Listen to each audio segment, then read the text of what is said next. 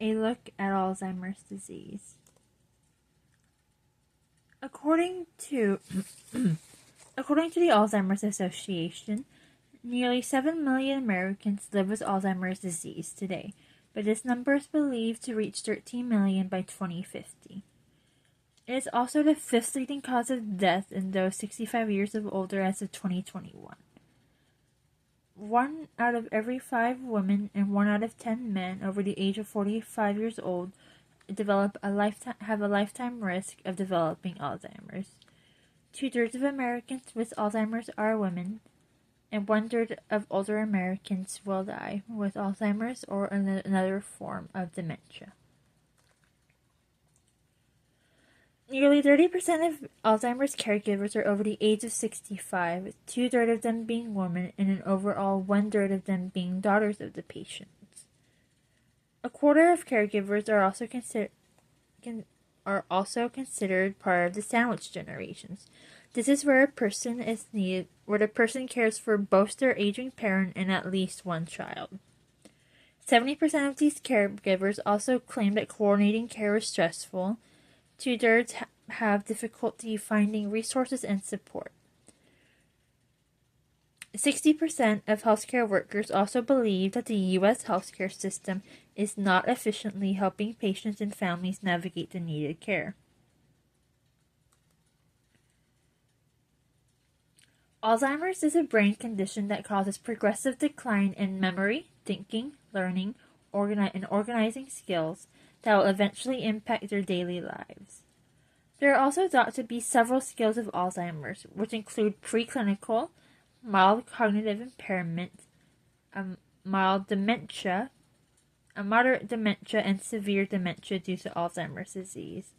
The overall symptoms include an impairment of memory, reasoning, and handling of complex text, language, and understanding visual form and space, as well as changes in behavior and personality. However, as Alzheimer's progresses, so they also develop more symptoms. During mild stages, they have difficulty finding the correct words, misplacing objects more than usual, a difficulty making plans and keeping organized, more trouble problem solving while taking longer to complete routine tasks.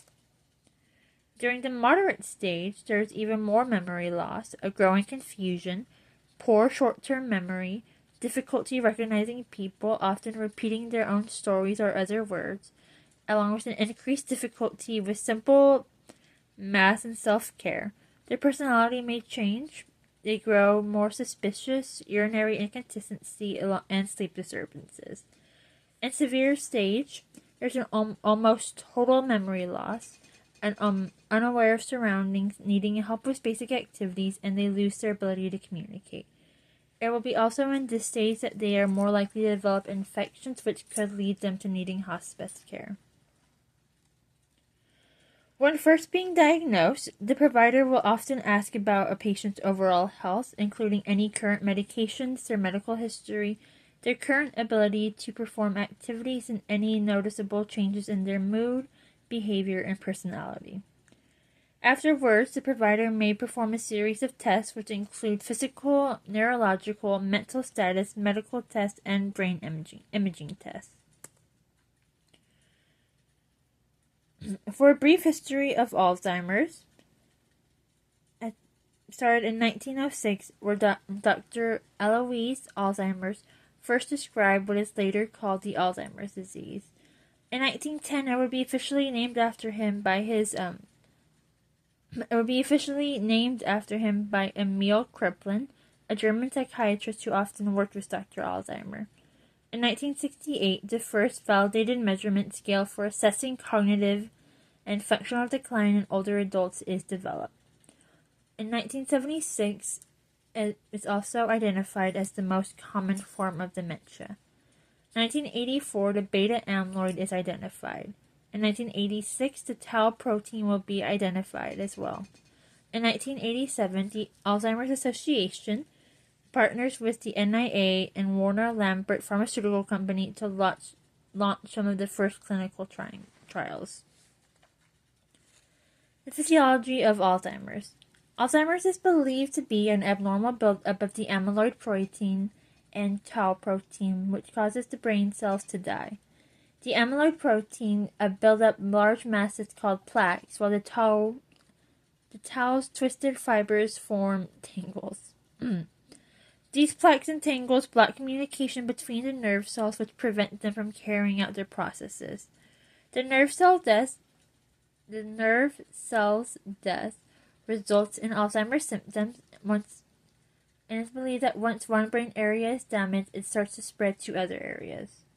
As of now, it is unknown what causes the buildup, but is believed to have genetic mutation causes with possible combination of genetic, environmental, and lifestyle factors.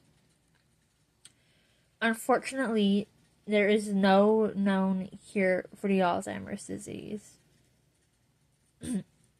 However, symptoms can be managed through medication and therapy, although it should be noted that each treatment is highly individualized and vary from person to person. According to the Cleveland Clinic, the U.S. FDA has approved of 2 types of drugs to treat Alzheimer's. These include the cholinesterase inhibitors, which block the acetylcholinesterase action. It can improve some memory problems and reduce behavioral symptoms. And the NMDA antagonists, which help keep brain cells healthier and help them perform better in daily activities. It is also possible to manage behavioral changes by maintaining a familiar environment and monitor their comfort. This can be done by providing comfort objects, redirecting attention of stress, and trying to avoid confrontations. It is also believed that antidepressants, anti-anxiety, anticonvulsants, and antipsychotics can help manage behavioral symptoms. For those living with Alzheimer's, there are ways to manage the symptoms, especially if they catch it early enough. Among these is to keep a routine. That would mean doing the same activities around the same time each day, serve meals at consistent time and places. It's also recommended to write down their own to-do lists, appointments, and activities they have planned for the day. Planned for the day in a calendar of some kind. It also would help for them to set reminders to take any medications if needed, and as their physical health deteriorates, using equipment like crutches or shower chairs also proves beneficial. For caregivers, there are also several helpful tips. Among them is that it's important to let the patient do as much as they can while they still can, and also be gentle and respectful to them. It's necessary to reassure the person as needed and respect their personal space. It also helps if you keep the patient's well-loved objects and photos around so they can also feel secure in their environment, and also encourage a 2-way communication. As of now, there is no cure for Alzheimer's disease, but there are ways to manage the symptoms. To manage and treat the symptoms, As of now, more research is needed, but there is still hope for those with Alzheimer's.